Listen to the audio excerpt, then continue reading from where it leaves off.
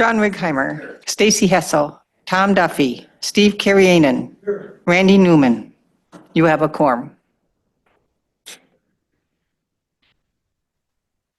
Allegiance to the flag, of the United States of America, and to the republic for which it stands, one nation, under God, indivisible, with liberty and justice for all.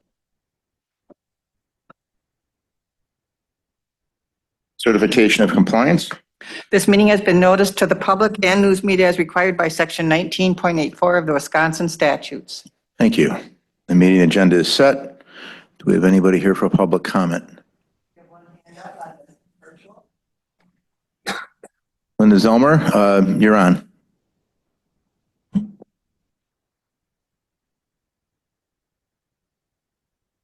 Is it, who's? Can you hear me now? Yes. Oh, I'm sorry. Did you hear me before? No. Oh, okay. Linda Zilmer, resident of the Village of Birchwood, property owner in Edgewater. I want to talk this morning to the emergency communications system. I'm wondering if it's possible for zoning to let the county board know all the permits that they are aware of for communication towers that are either already approved or in the works. I am concerned that there are probably already a number of towers that have been in the works that the county should be aware of before working with GenCom or anyone else for the emergency communications. Specifically in the town of Edgewater, there is a tower at 15337 Harvest Lane, or a proposed tower, that there has been a change of ownership in property, and I believe now Cloud One is also involved with that. Edgewater had thought they had approved this conditional use permit already, but it does not look like it's ever come before the county, but one on Stony Hill in Edgewater was approved.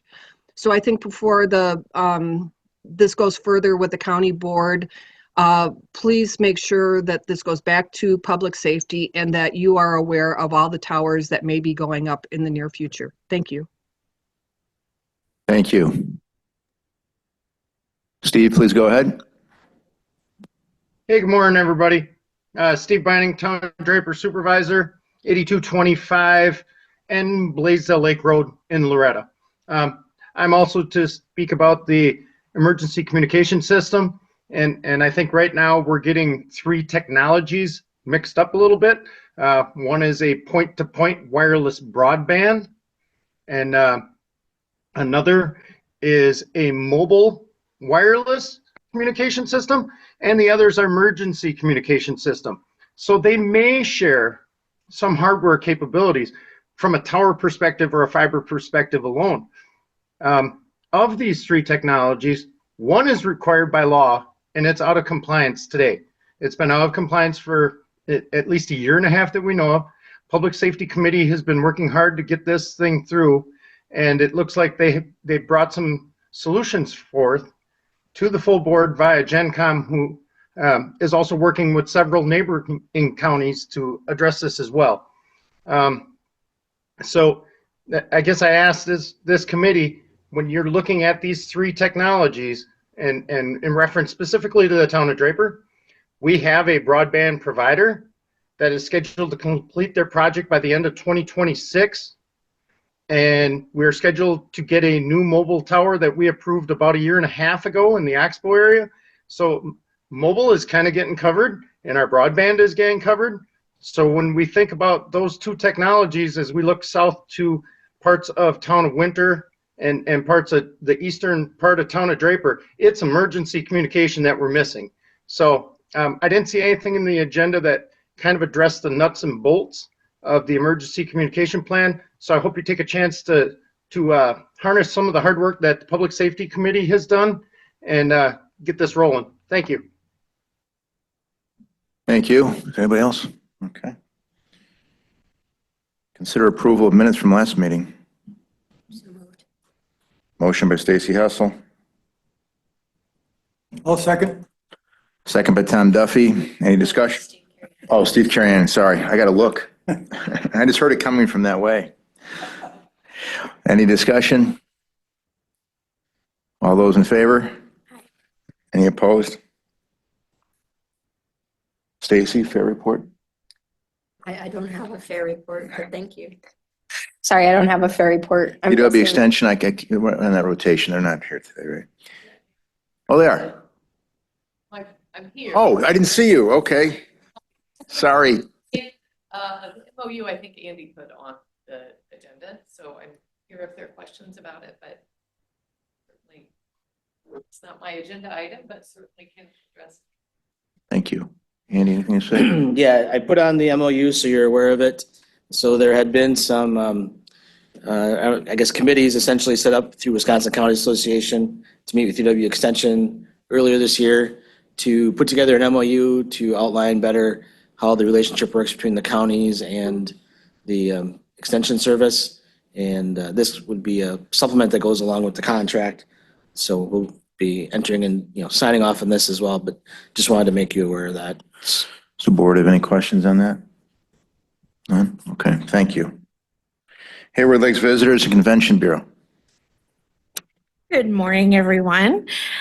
Just a couple quick notes. You probably saw my report. I attended the Destinations Wisconsin Conference in Appleton, Wisconsin, in the middle of November. Hayward Lakes is a member of Destinations Wisconsin. It's a membership-based organization formerly known as the Wisconsin Association of Convention and Visitors Bureaus. They basically help strengthen our state's tourism entities through education, marketing, networking, and advocacy. So they are actually our group that does a lot of lobbying and things at the state level for tourism. And then they put on this conference every fall, which was a great way to learn and network with other leaders from destinations across the state. There were a number of highlights. I will let you read through those because I actually have some really interesting data to present besides. So during the final week of November, we started a new digital ad campaign through Google Ads in a pay-per-click campaign. So pay-per-click is basically when advertisers bid on keywords relevant to their businesses, and then their ads appear higher in the Google search results. So if you've ever Googled something and then all of a sudden, you'll maybe see something that says sponsored, sponsored, sponsored at the top, that's a Google pay-per-click ad. So we only pay if someone clicks on it. So it's a very cost-effective way, but it also boosts our rating in the Google search.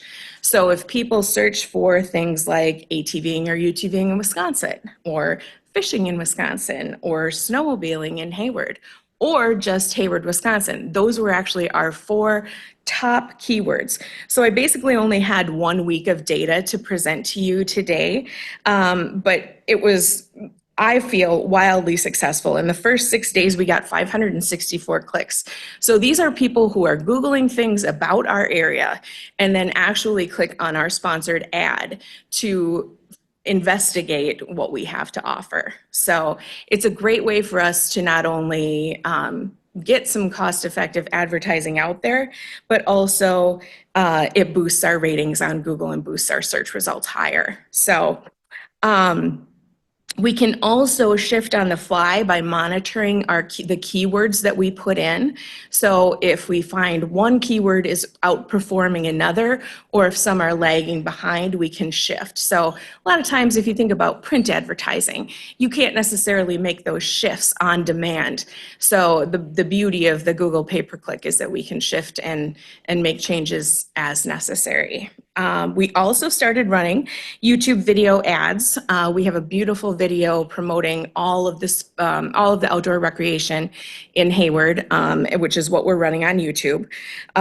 We literally only had 24 hours of data for that, but we did get multiple views, 1,797 views in 24 hours on our YouTube. The other nice thing is that it really actually helped support our demographic targets. So if you remember me talking about before that we're targeting young families, 25 to 34 is our primary target audience, and then our secondary target audience is 35 to 55 with children. But on the YouTube ads, we had over half were aged 25 to 34, and the next highest segment was 35 to 44. So that really supports the advertising that we're doing. So other than that, our vacation guides are getting delivered today, so I may have to sneak out early from the meeting, but I will stay as long as I can. Does anyone have any questions? I saw a commercial this morning on Fox 21 with snowmobiling. Was that Yes, the Lions or was that you? that's us. And so then that drives traffic then to the Yes, website. yes, Okay. yes. Wonderful. Yep. It was a good commercial. I was watching, I'm like, oh, that looks nice, you know, and then it's like, oh, Hayward. Right. Yeah, perfect. Wish for cold weather and then some snow. Yeah. Any other questions? Thank you. Keep up the good work. Yes, thank you. If I don't have a chance, I hope everyone has a very Merry Christmas and a And Happy Merry New Year. Christmas to you too. Thank you. Economic Development Corporation report.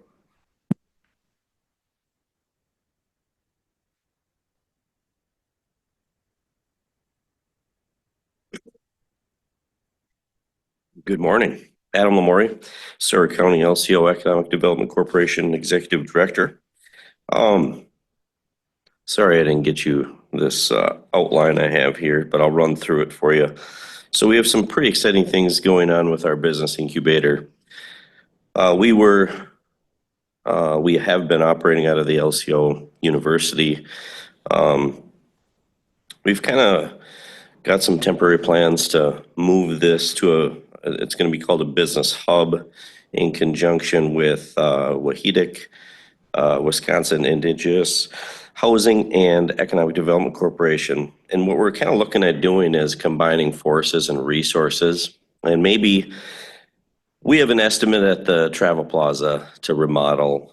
And there's actually, we've applied for a Public Works Economic Assistance Grant through the EDA, US EDA. And so that's kind of the moving parts of getting a retail space, meeting room right there across from the casino. So we're hoping to utilize a space that's been empty and build our program. So that's kind of up in the air, but that's the goal. Also working on some marketing projects. One of the big projects I want to work on, and I've been getting some bids, is why do business in Sawyer County? So what is it that makes up Sawyer County's economy? We do a great job of advertising our tourism, but we have a lot of other industry sectors that I think outside entities such as contractors, such as other businesses that are looking to expand, that we offer. So that's one of the big projects that I'm currently working on. And then we have some workforce education coming up, January 27th and 28th. We have a profit mastery class. It's going to be the second one offered. The first one was full. And so we will be offering another class January 27th and 28th. It's going to be at the Chamber. And I will have flyers coming out shortly on that. Also, we have a non-traditional lending forum that's going to happen January 8th at Flat Creek. And before the next meeting, I'll have flyers to attach to the agenda for that as well. And then lastly, we're coming to the end of our year at the EDC, and we're currently going to approve our budget and looking for new members. So that's going to be our next meeting. I'll take any questions if you have any. Do you have a housing project update for the Highway 27 project? I have what I think I presented last time is all I have. I have groundbreaking in the spring, and I really don't have a lot for you. You might know more than me.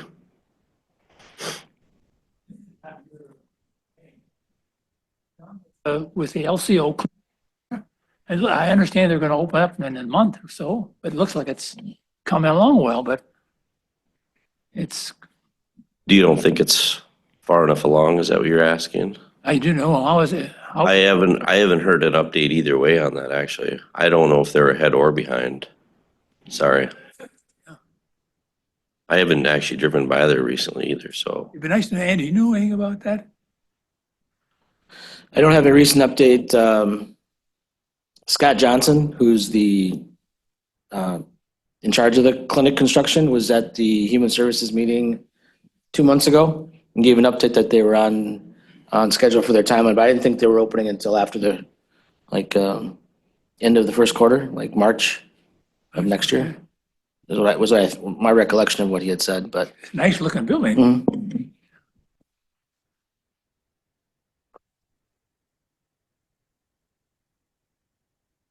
Anyone else? All right. Have a great day. Merry Christmas. Lynn, did we, Northwest Regional Planning, did I miss that? Anybody online for that? No? Okay. Do we have a library update? Very good. See the flyer if you'd like. Motorized trail report. Good morning, Kathy LaRue with the Sawyer County Snowmobile and ATV Alliance. I don't have much of a report I thought I'd just come here so I could skate in the parking lot this morning.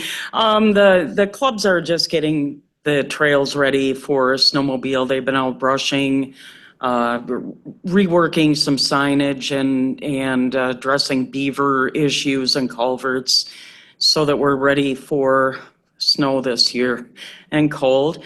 We had our Alliance Holiday Gala fundraiser at the last Friday, and that turned out very well. It was a lot of fun.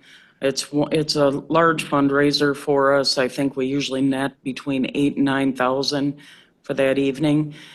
And the Lakeshore Engines Parade, even though the Alliance wasn't directly involved with that, one of our good ATV friends, Michelle Richardson, was instrumental in putting that together and encouraging people to come, and I think it turned out very well.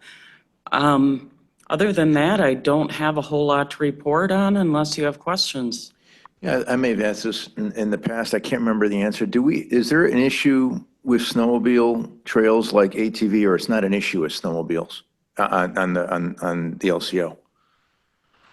Or is that a non-issue? Yeah, we don't usually have. Like the ATV? Correct. Because that's the county roads that's the issue. They have some rerouting going on within LCO of the trail system due to their development here and there. I've been out of the loop with Brian Bissonette. He's been difficult to reach and get information from, but I think they're working on some minor reroutes to keep the trail system intact for this season. That's good. So it's the county highway that's the issues with the ATV that doesn't translate to the snow. Right. Okay. Yeah. So, yeah, it's not an issue because the snowmobiles are on snowmobile trails and Right. on the county roads. And I don't think there is a state law that says you can, is it ride from your driveway to the nearest snowmobile trail?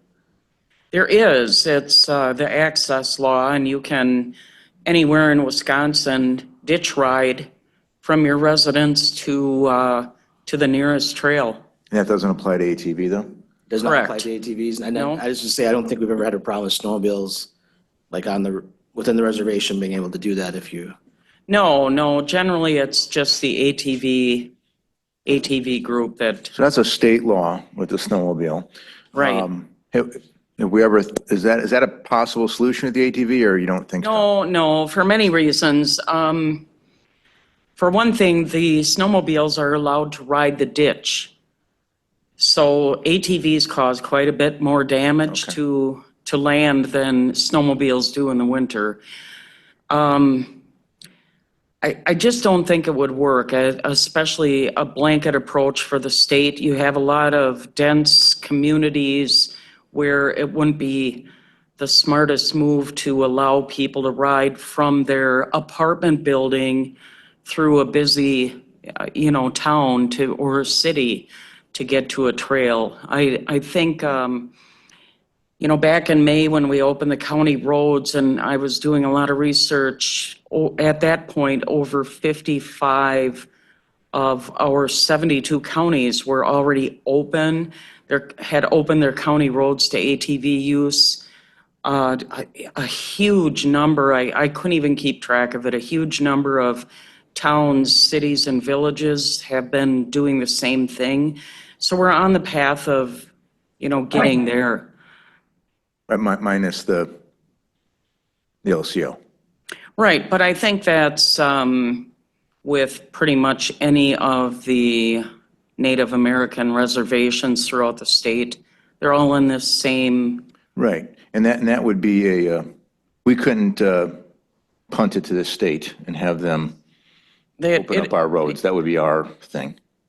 I think that would be more of a federal issue than anything, but I'm not, Well, I know there are roads, but I know we seem to be unable to do anything about it. So I didn't know if we could punt it to the state or right. the federal right. government, have them be the heavy, I guess. Sure. Sometimes I know the answer to my questions, but it's important to talk about. Any questions? Thank you, Kathy. Merry Christmas. Same to you. Tom, not motorized. Okay, you all have a letter from Ben, but basically the news items are registration now is 10,300 skiers for the Brookie. They've been making snow for about 3 weeks. There's now about a little over 2.5 Ks of machine-made snow. The first event up there was the Turkey Brookie. They had over 500 skiers. The skiing actually is really great. The last 2 days have been a problem, but at the end of the week, it's going to be great again and cold. So they will start, hopefully, the end of the week to roll from Mosquito Brook north. Let's see, they had about 4 inches of snow here. The last dump we had, we only had a dusting here, but they had more up there in Cable. Once this temperature gets down to 25 degrees, they can make artificial snow, and they'll continue doing that. The next event is going to be this weekend. It's the Gichigami Games, and there's 600 kids who have registered for that race, and that's going to go on. And that's kind of the latest news. Do they just make snow for up in Cable, or do they truck it then down other areas? At the present time, it's only Cable, and they're waiting for nature to do its thing. Right. So we got snow. I mean, Right. 2.5 K to 3 K is enough snow to ski on. So, Sure.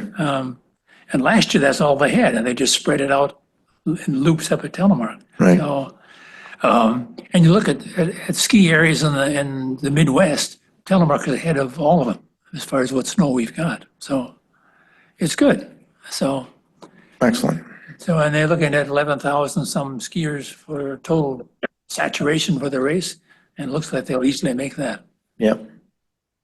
So it's amazing. They're a dedicated group of skiers. They all want to register, whether it's warm or it's cold or whatever. They're committed. Yeah. Good. So Thank you. that's the latest. Excellent. Number 15, county connectivity. Andy, I guess have you started off and then we'll chime in. Sure. So this is a continuation of the discussions we've had regarding the public safety network and then with Bug Tussle. Scott Felt from Bug Tussle is online, virtually attending. So I have had some conversations with him regarding picking up the conversation with Bug Tussle and any potential there is for intermediary steps to get our public safety network moving, and then look at the options for broadband and cell phone as we move into that. We haven't had a lot of discussions, so this is going to be somewhat informal, but Scott, are you there and you want to? I am. Can you hear me? Yes, we can hear you. Okay. Again, good morning, everybody. Andy and I have had a couple conversations, and I know that Andy and you folks have had some conversations with my colleague Mitch Olson. As for the project for the public safety, we would be happy to revisit that project.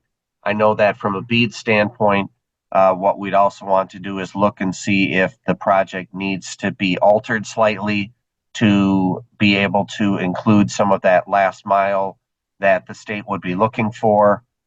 For that to move forward, I am fairly confident that, again, we'd need to look at the whole idea of putting together some bonding to make the project viable. But we are more than happy to work with you and with Andy and whomever to get that project put together and therefore a project that we can move forward with. One of the things that we do have to take into account is we do have the project units as delineated by the PSC, but we are still waiting from the PSC for the, what do I want to call it? The local match portion as to what are going to be the dollars that are attached with each project unit.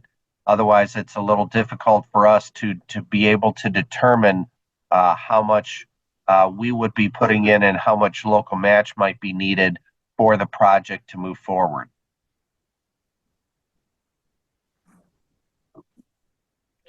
Local match, that's the credit capacity or what? Nope, that's the local match with the BEAD funding is that applicants, and you'll hear about one on the next agenda item. When they apply for the BEAD funding, they have to come up with it's not finalized, but the preliminary that I've heard is 25% of the project has to come from the BEAD monies. Can fund 75% as long as the applicant comes up with the other 25%. Yep. So And is that's, that 75% upon completion or is that after they come up to 25%? So in other words, you get reimbursed 75 or is I it? don't know the mechanics, but I know with the application, they have to, when they apply, and that process has been pushed back quite a bit here. Now they're looking at, I think, into January, February before applications are due. They'll have to commit to a match. And how does that apply to to this item? The way it would apply to the county connectivity is, depending on the project that we would move ahead with Bug Tussle on, they're going to be looking at potentially applying for BEAD funds to put in broadband infrastructure. And that's, and out of the three items here, that's number 2, that's the broadband portion. Right, that would be, they're all separate, but they all tie together in that if Bug Tussle's building towers, we would put our public safety network on, which is point to point. They would be looking to connect their towers with fiber, which would be the broadband portion. And then if you have cell phone equipment on those towers, that connects into the fiber. So that is all interrelated. It is all interrelated, but they are three different technologies or purposes. But the BEAD funding would help put in like the last mile or the fiber pieces to do the connectivity. I have Scott, I have a question. So like, there's 3 issues, they're all connected. Correct. But there's 3 values to the county. The one is the public safety network. And I know a lot of people are concerned that kicking it here is that we're like saying no, that's going to happen. That's not a question of if it'll happen, it's when, and we want to move this along as fast as we can. We've circled back here because we thought we might have lost an opportunity to, in addition to the public safety, that we could connect the areas of the county that are without broadband, and I guess they're kind of one and the same, but to me, it's the cell. At the end of the day, I guess if you get one, you get the other, but the cell service is really, I think, the safety issue from a public standpoint versus the broadband, but maybe you get one with the other, so it doesn't matter. So that's a long introduction, I guess, to my question on if we were to come back to this and do something with you, what is from the cellular standpoint, can we expect that we'll have much, much better coverage out there? Or if not, what are the risks that I don't want to go forward with this and all of a sudden that the cellular service is just like only minorly improved? I think I understand what you're saying, sir. It's that you have 3 priorities. One is the public safety portion, one is the cellular services portion, and then the third one would be, I'll call it internet accessibility, whether that's wireless or through fiber. Is that a fair assessment? Correct, and I think it's in that order too of importance. Exactly. And so at least from our standpoint, can we focus specifically and solely on putting up towers to improve your your public safety network, as well as to try to improve cellular service and just forget about internet accessibility through fiber? Sure, we can do that. Um, I'm going to guess that with the BEAD money there, to a certain degree, if we're doing one, why not do all of it? But we can have those discussions, and I think in my discussions with Andy that he was pretty clear that the board is looking for making sure that public safety network can be put together. Part of the reason why is because if we build it, we maintain it, and that allows the county to be able to co-locate on those towers and address the issues that they need to for considerably less dollars, which is understandable and not an issue from our standpoint. In that same respect, we would try to work with cellular carriers to locate as well on those towers. Now, we can't necessarily guarantee cellular carriers will locate on specific towers, but I'm not sure why a carrier would want to not expand their coverage area. But again, that's not a call on our standpoint. And then finally, from the BEAD or the internet accessibility standpoint, we would be able to provide some internet accessibility through wireless towers, but that would not be eligible for BEAD dollars. The BEAD dollars are for fiber, and we would be more than happy to work with Sawyer County on trying to lay those fiber lines and get additional internet accessibility to your residents. So I think that we are more than happy to have those discussions, but what will need to happen in that same respect is I know we had approached the board previously about trying to do a kind of a bond issuance to help to finance the project. So we would still want to have that conversation with you as well. Understood. Andy, is there, I know last time there was some concern about the financial viability of extending the credit line. Some of that was due to, and maybe if I'm wrong, correct me, lack of information or the timeliness of the information given us to analyze. Is that still the same, or is anything different, good or bad from that? Yeah, I think we've received all the information. I mean, the only thing is probably we received the 23 financials unaudited. You know, if the audited statements were available, we'd want those. But outside of that, I think the information we have is what it is. Right. And that's something that as actually the further along it gets, we should get more information, because we know that a lot of the projects that Buck Tussle has been involved with have been under construction. And so they're not showing necessarily the revenues in some of those counties that have been implementing it because they've been installing it rather than putting it into service. So I don't know that we could present any different picture than has been presented in that regard. But if I may, Andy, we can probably provide some more information as well, just in the respect that, and you're correct, as some of these projects have started to come from completion, that's a positive as well. Probably the most difficult part is that a lot of our fiber projects and a lot of our projects, what you're seeing is that they've been completed in the last 2 to 3 years. And typically a capital intensive project like this, you usually don't start seeing the customer revenue really coming in until year 5 and 6. And so therefore it from where you're sitting, and having been a county administrator, I understand where you're sitting, is that the project doesn't look good at this present time. And part of the reason why is because you're not going to really start to see that customer revenue come in until year 5 and 6. And we're not at year 5 and 6 yet, but we can continue to have those conversations and try to provide you the information that you would need to give you the comfort to move forward, as well as provide you some other county contacts if you'd like to talk about their experience with us. Understood. So I'm going to come back remedial on that. So you're 5 or 6. So on paper, it might not look like, if we go forward with this on paper, it may not look great until you're 4 or 5, knowing that not only we get in our system, but we haven't lost money on the deal, so to speak. But as long as you're in business doing this, we're not in this to make money, right?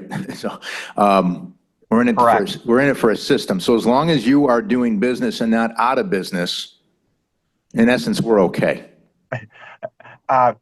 That's a unique way of saying it, but you are spot on in that from your standpoint, especially from the public safety standpoint, you have a company that is in business, able to maintain and upgrade to maintain the towers as needed, which is great.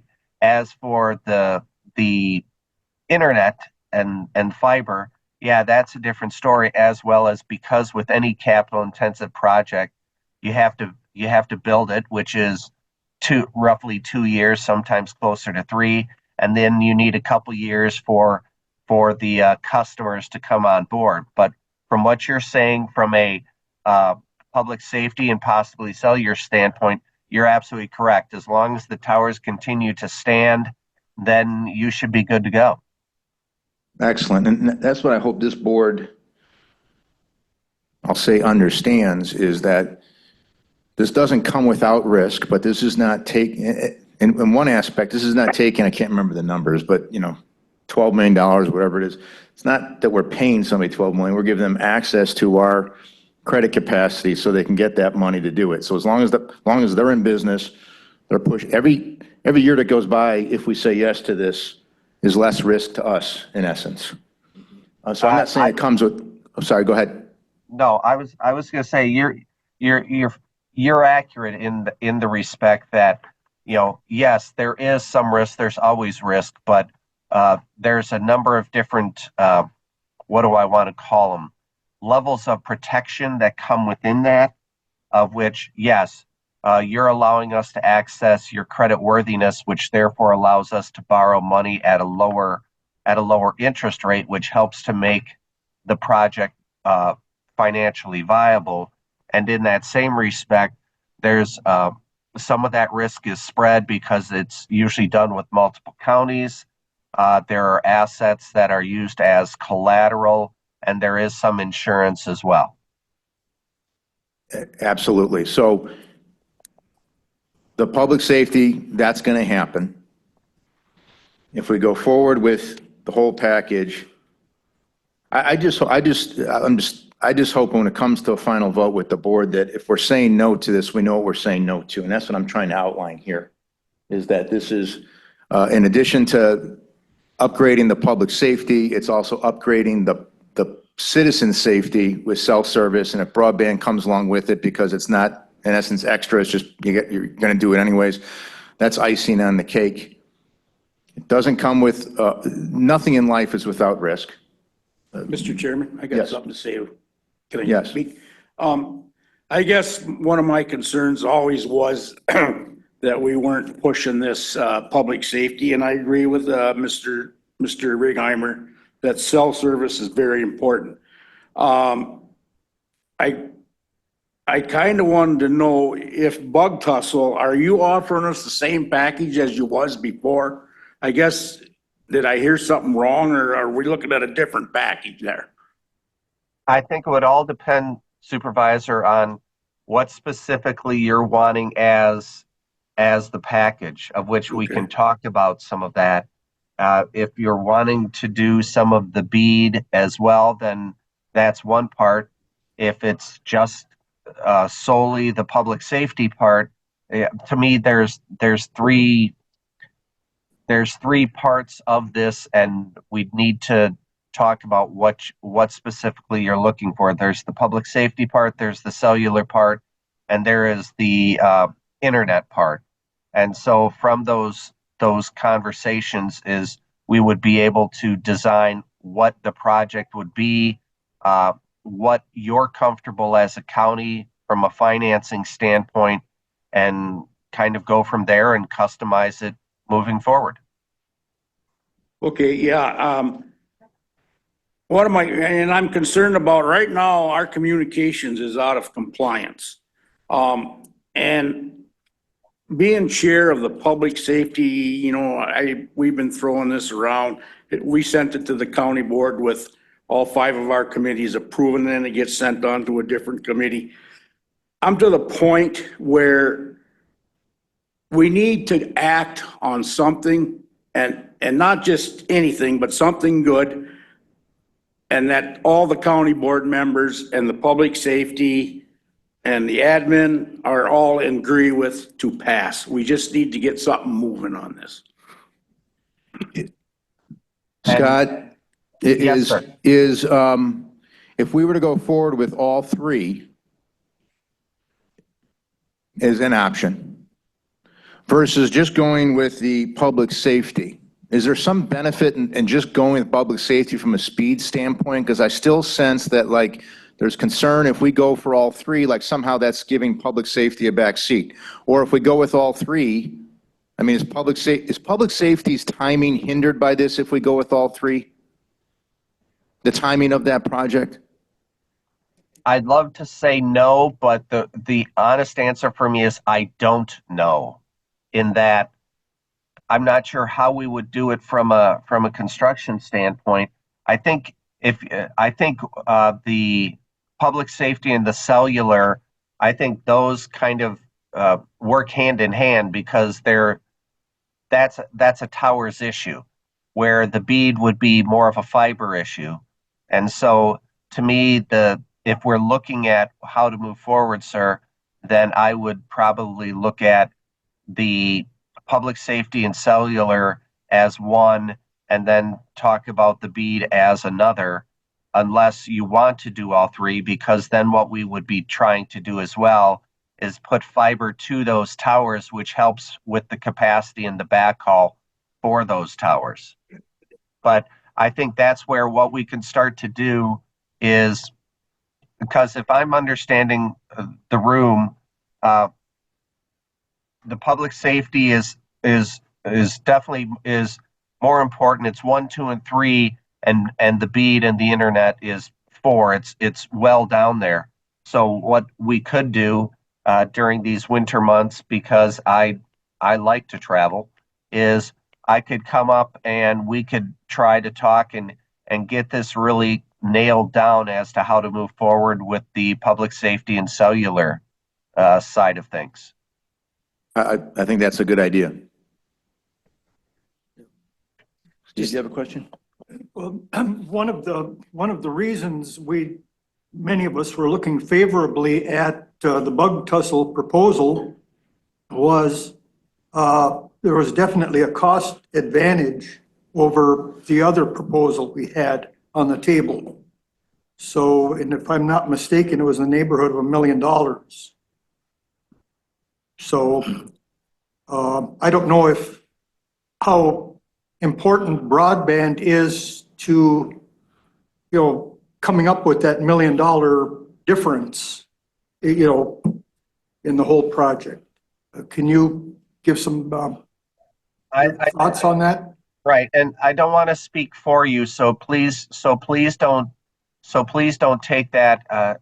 Andy is a very capable administrator and is able to provide you kind of the recommendations that is in your best interest. I look at from the public safety standpoint, the reason why you'd want someone else to build and maintain the towers is because, one, more often than not, someone else is going to build them cheaper than the county. You're going to have to hire someone to do it anyways, but more importantly, comes down to the maintenance of the towers. If the maintenance of the towers are the responsibility of the owner of the tower, well, that's less of an expense for you, which is a good thing. Now, again, from the other side, you still will be responsible for the upgrade of your own equipment, but as for the tower that equipment is on, that would be our responsibility. So I think you can save a significant amount of money in that respect. And with that savings, you can either use that to help to try to add additional funding from an internet service standpoint, but that is a decision for you and the board at a different time. I don't want to say that's what you should do. To me, it kind of makes sense, but again, there's only so much time and money to go around, so you're going to need to do what you feel is in the best interest of your county. I'm not, and I'll be honest, that was kind of long-winded. I think what I basically said is I agree with what you're saying, but unfortunately, I'm pretty talkative, so I apologize. No, you're right. And Steve, you're right. I mean, again, it was if we do it the way we didn't, if we do it the way we're considering now, that would save us that money. And then again, it's the credit capacity, which is what it is. And it'd be easier if there was not an issue there at all. But I think in my personal opinion, it's worth, the reward is worth the risk, to put it succinctly. What is our next steps, Andy, to have Scott come back, and how fast? I don't want to act without properly acting, but I mean, how fast can we move? We looking maybe to make a decision on this in January or maybe February? Is that what we're looking at?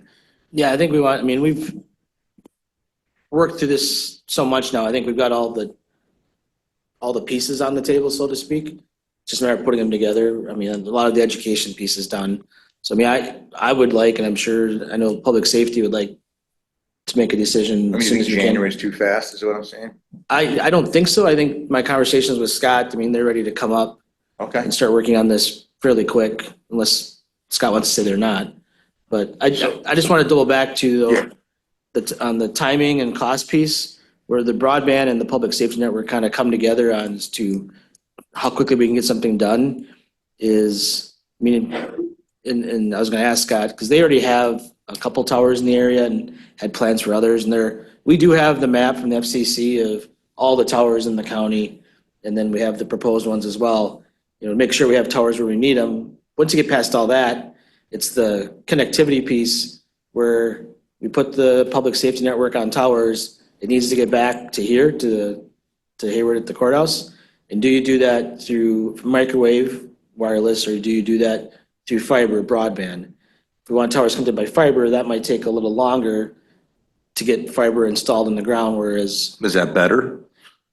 Well, depending who you ask, and we've heard both. Like, microwave is a reliable long-site technology.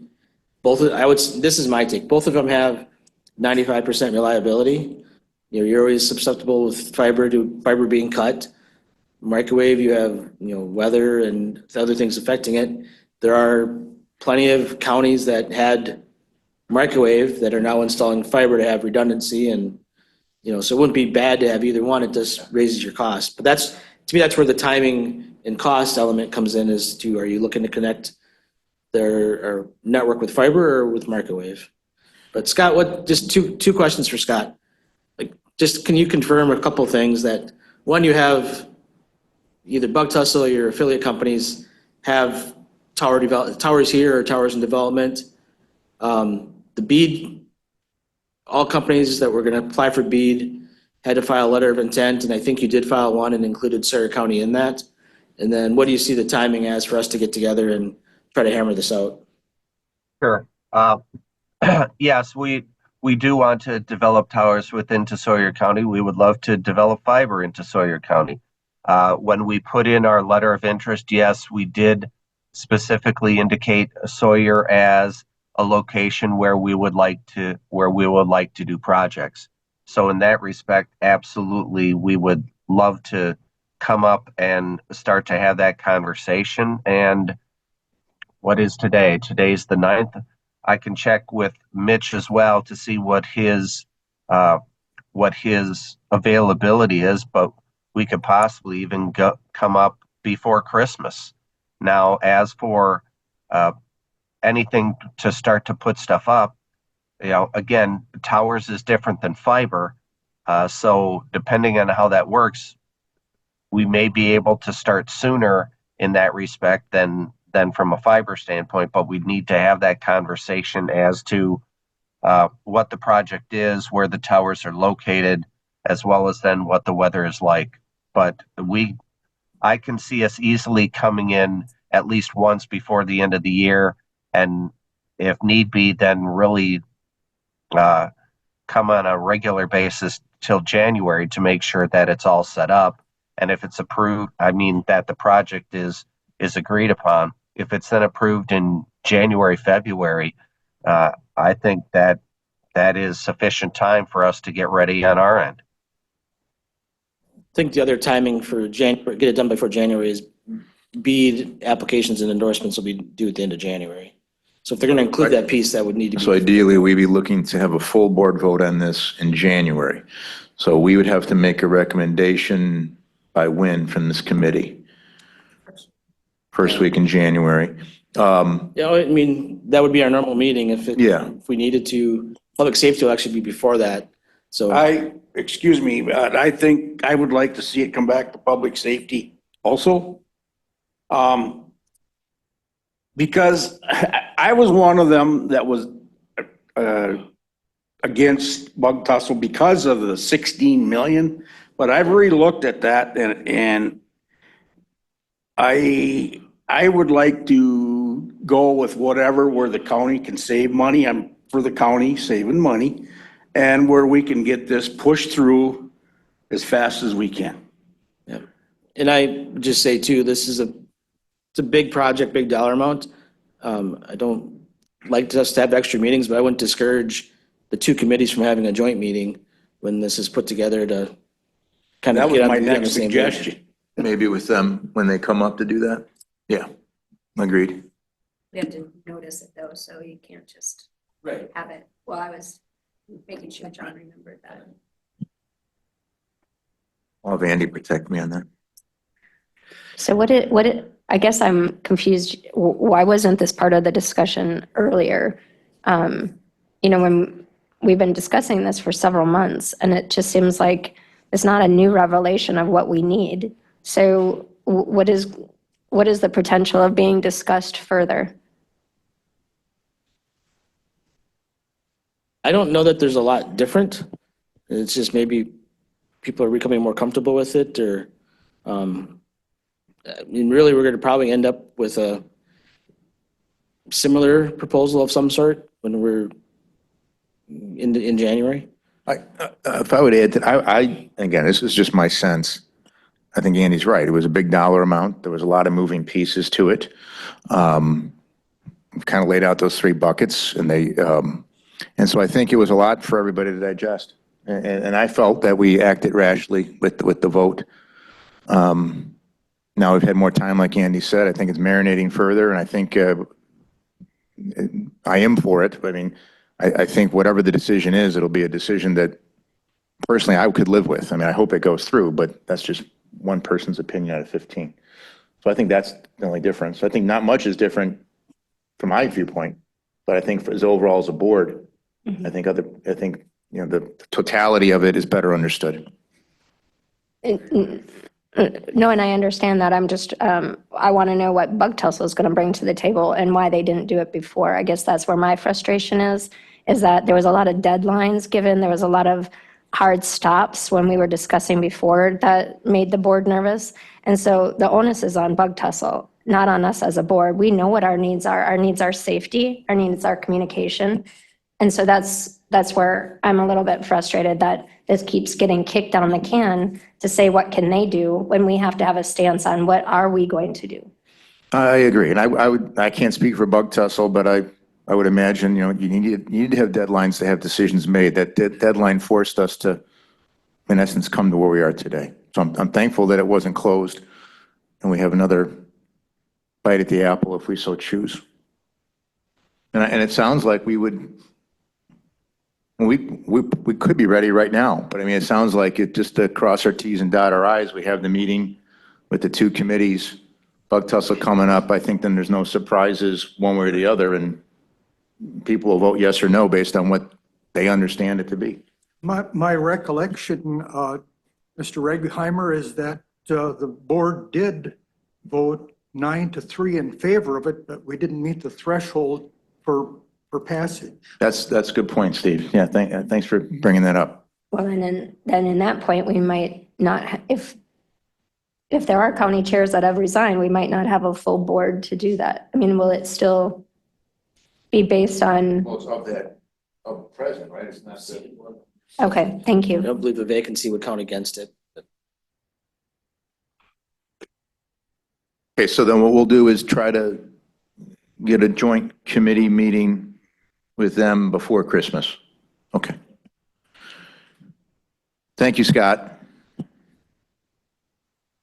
Anything else, Andy, on that? Happy to be there. If there's more information, please let me know. I know that from what I understood before is part of the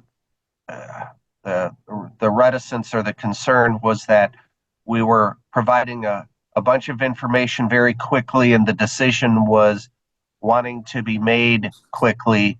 And when you're talking about $16 million in a very short period of time, I can completely understand the wanting to be sure that the decision is the right decision. So at least from our standpoint, we're happy to revisit it.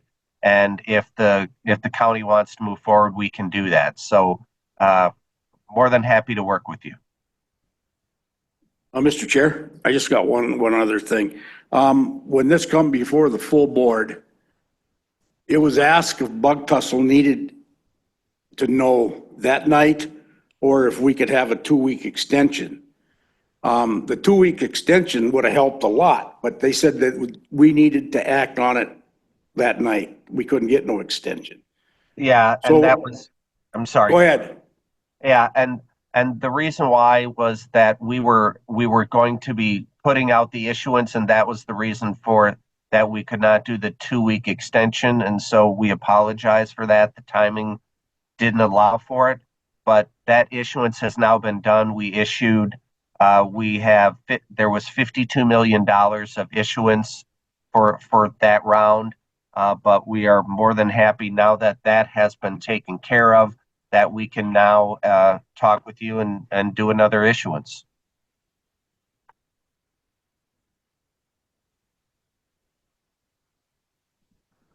Scott, thank you very much. Well, sounds like we'll be talking to you soon here. Thanks, Scott. Sounds great. Thank you. Bye. Next item is broadband update. So we've been talking and hearing a lot about BEAD in the past conversation, but for a few months now. So it's the $1 billion that the state's getting to distribute for broadband projects throughout the state. Like I'd mentioned a little bit ago, the timing on this has been pushed back. I mean, it's been a long process with planning meetings and regional funds, putting the BEAD maps together of what the eligible units are. And I guess just before I turn it over to, let's see here, I just wanted to kind of refresh everybody's memory. I'm going to grab the screen for a sec on how Surrey County looks for the BEAD funding.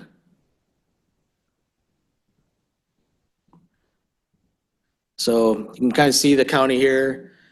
The blue areas or teal are areas that are served or considered to be served, either already served or have projects ongoing. I'll just say like down in this south area, west of 27, some of that is still under construction with BevCom, but essentially, Hayward and all the blue areas by Winter, Draper, they have their project going. They're considered, once that project is done, that they'll be served. So all the yellow-green areas are the what they believe are the eligible project areas. So those are different units, and there's still some things in process where the PSC has preliminary put out project units, and that's basically grouping together some of these yellow dots into units, and they're going to want companies to come in and say, we'll take this unit and this unit and this unit, and then also finalizing the match, what the commitment will be from the applicant in order to get the BEAD funding. So these companies that will be applying for the funds will be asking local units of government for letters of support. They get points for that. And then the counties have the ability to issue endorsements, which are worth more points than a letter of support. So we have our first request today. I can come back to this map later if you want to look at it, but otherwise, Mosaic Technologies, who we've partnered with in the past on PSC grants and provided county ARPA funds to, they've decided they're ready to come in and ask for an endorsement. And I'll turn it over to Deanna to give her presentation. Thank you, Andy. I just sent you the project units map. So if you want to check that with your email and bring that up when you can, that'll give you a little bit more information. My name is Deanna Westfall. I am the Public Relations Manager with Mosaic Technologies. We are out of Barron County, Cameron, Wisconsin, and we're currently assessing Sawyer County and how we can partner. In your packet today, on the right-hand side, I would just like to go over some information highlighting some high points for you. The first thing you'll see is the fast internet keeping you connected. It is a trifold that we now use for every grant area that we are funded. We send this out to every resident and business beginning the construction process. It talks a little bit about fiber optic connectivity, our mission in introduction of Mosaic Technologies, and our 6 steps as basic as possible. You'll see that the engineering and design is your first step. We typically, in a grant situation, work through that engineering and design. And the reason it's still a part of our 6 steps is because sometimes we are forced to swell or decrease the size and scope of the project. So if the PSC requests us to take on more work, or the USDA says, we'll grant the funding if you take on this or that, we do then have to go back and do a little bit more engineering and design. At that time, we're ordering up all of our supplies and getting ready to go. You can sign up for fiber at any time. We utilize the QR code, but we also use paper copies for those areas that don't have cell phone or broadband connectivity. We do a lot of public meetings throughout the townships, making sure that we have a really good connection with the municipality, and I'll be happy to come to the county level as well and present to you with updates. We then mark utilities on the specific road location of each grant area. So when we mark the utilities, our trucks are coming in through MTech Construction and plowing in or boring that fiber. Mainline construction, depending on the scope of the project. So for Sawyer County, Sand Lake is coming up soon. We're working on that one in the coming year. We believe we could have that finalized in a year or 2, well before the 2026 deadline. So mainline fiber construction that we're looking for BEAD must be completed no later than 2030. So I'm not quite sure if awarded, how quickly we'll begin that one if we just extend it off of what we're currently working on next year. And then post-construction, we come back through and we make sure that our ditches are all cleaned, that it is acceptable to the county and municipality, and that we plant the grass seed as if we weren't there. We don't come in and do your landscaping. There's been some conversation with when there's leaves or tree debris, whether or not we'll pick that up and clean it up. We try and do our best to clean up what we have unearthed and restore that specific location during the process. This is just a typical marketing piece of mailer. Anyone that receives our fiber expansion grant areas, if they are able to connect with us and they want to take a promotional pricing, we can add that to their account. And at the time of installation and activation, that then goes into effect with that promotional pricing.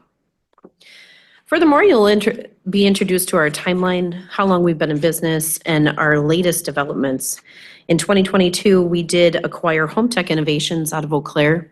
That just gives us Wi-Fi products and capabilities. So anyone who's looking for securing their cabins or second homes, anyone who wants to upgrade their camera or glass detecting and breakage, we would do that for them as well. We have audio and entertainment, so any home theater systems, audio speakers indoor and out. It's really a wide portfolio now of Wi-Fi enabled connected products that you can do once you have broadband. Mosaic Technologies also broke off their construction team in 2023. This is in anticipation and gearing up for BEAD. BEAD is widely recognized as the last broadband infrastructure grant funding for the state. So this $1 billion will be the largest and last of its kind to get internet access for all. So when Andy brings up that map, the size and scope for Sawyer County, it's really important that we understand how do we get that for Sawyer County to make sure that everyone has that access. And then Protectors in 2024, that is our managed network company to broaden our portfolio and expertise to make sure that your services are protected, your servers are managed, and your network is fully functioning and capable at all times. Andy has brought up the full map. Thank you so much, sir. We are going to look at the far western side of the county line, in between the reservation and Washburn County there. And on your second slide, Sawyer County broadband assessment includes the township of Hayward and Bass Lake and maybe a little bit of Sand Lake there. There's 1 or 2 project units that we might have to pick up there.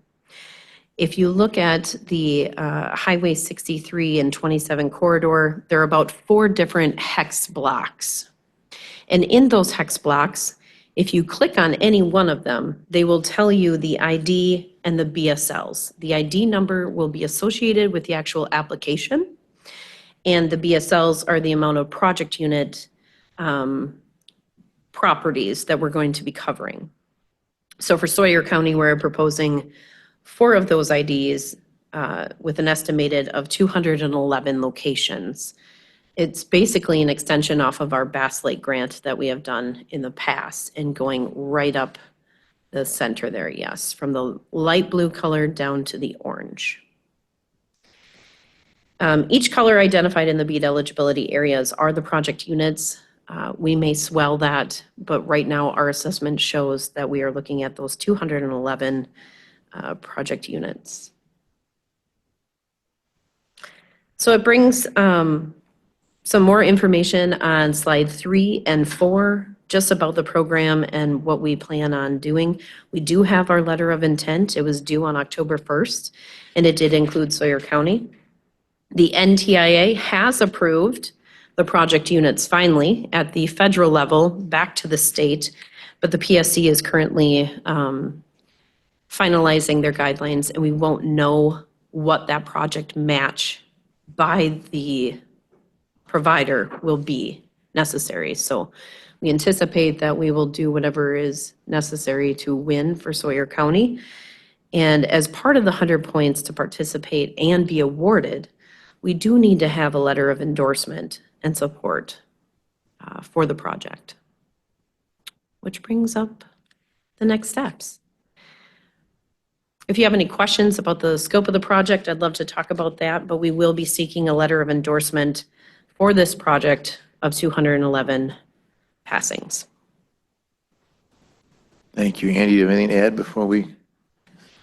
Not really. Well, I mean, nothing to Deanna has presented.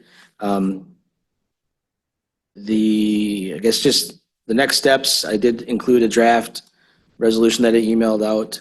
I'll touch back with that. I do expect we will see another, at least one request for endorsement next month. And I don't think I'm out of line. I'll tell you it's Nervado, who we've partnered with in the past, similar to Mosaic on the ARPA funds and PSC grant. Their area is going to be kind of to the north of Hayward and then to the east. So I mean, there's always the potential that their applications may have overlapping project units. I don't think that's for us really our concern. They'll score accordingly. And I'll just say, I think it's, and I've voiced this to the state and probably to the companies. Some of the process is kind of dumb in my opinion, where Nervado can't go to Mosaic and say, what are you gonna do? And this is what we're gonna do to kind of parse it out. They're worried about collusion. I understand from a pricing standpoint, you don't want companies colluding, but from a, like, we want our county covered, so who's doing what would be very helpful.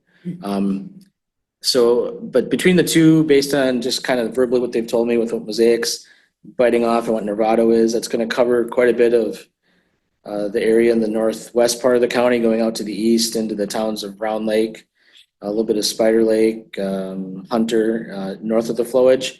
So the only big piece that is, I'm not aware of anybody applying for as of yet, is down in the kind of the Ojibwa to Winter area along the north of Highway 70 and then kind of to the southeast of Ojibwa. There's going to be bits and pieces, project unit areas that nobody might pick up, and we'll have to figure out how to get those done later. They are still finalizing the map. I know one issue that's come up is that when they put the project units together, they were kind of supposed to keep them within boundaries, not cross over boundaries, but I think there are a couple project unit areas that cross over into the reservation and that they'd like to get those cleaned up. I should say there's also units within the reservation I don't know if anybody will be applying for. But I think we've got the experience with the Mosaic. I put that in the resolution that, you know, they're known. And actually I'm going to just let's see here. So saying yes to Mosaic doesn't mean we can't say yes to Nervado down the road, right? Because they're kind of separate things. They're separate. And in our Territorial, like you said. territorial, they can't compare notes really on what they're doing. I'm pulling up my resolution because I did make one change since I emailed it out. And the only change is I changed Mosaic Technologies that's listed in there to CTC Telecom doing business as Mosaic Technologies. Since CTC Telecom is the legal entity, they do business as Mosaic. When they put their letter of intent into the PSC, it's listed as CTC Telecom doing business as Mosaic Technologies. So like I'm in a part of Spider Lake, CenturyLink. So like whether it be Nervado or Mosaic, would they be coming into that area, or is that up to CenturyLink improving their? No, they can go into whatever, if there's a eligible broadband service location, a unit or a BSL within a project unit, then they want to apply for those funds and they can get them and they can go into another. Is CenturyLink doing anything, or they're just, doesn't Nothing. surprise me? No, nothing. And so I think that's why I think we should be happy that companies like Mosaic and Nervado are going and growing their networks, because yes, this is not just here, it's kind of across the state. Some of the legacy companies like CenturyLink or whatever they're doing business as, or Frontier, have not been real good about. And it's the local telephone, the local companies, are jumping into those areas.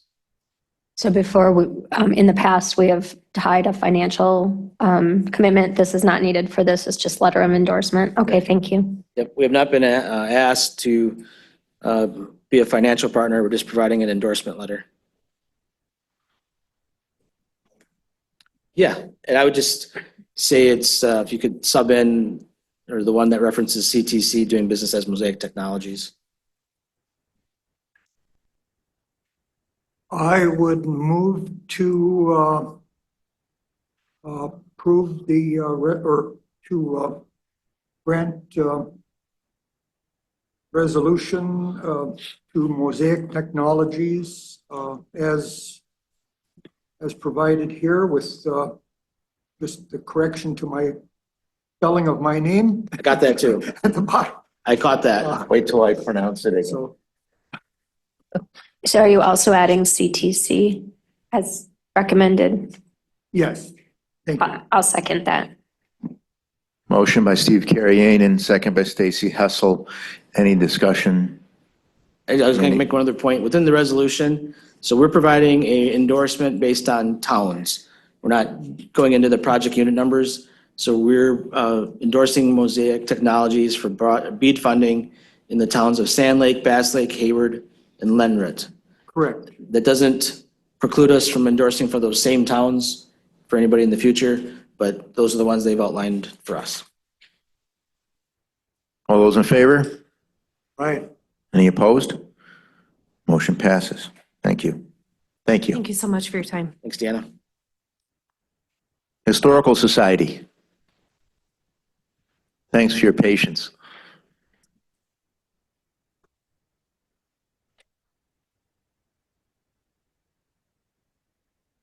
I don't have a lot to report on since we're closed November and December due to the holidays and the lack of visitors to the area until we get snow and ice. Few things we have is we will be looking for a new board member soon because I think one of our members who turns 90 this year decided that maybe he should hang it up. So we'll be looking for another board member. Our next meeting is in January, our quarterly meeting at the library, the fourth Thursday of the month. We will have a speaker. I can't remember who he is right now.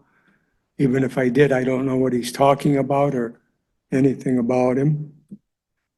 We did receive a rather substantial donation from the husband and father of two of our former docents who have both passed away.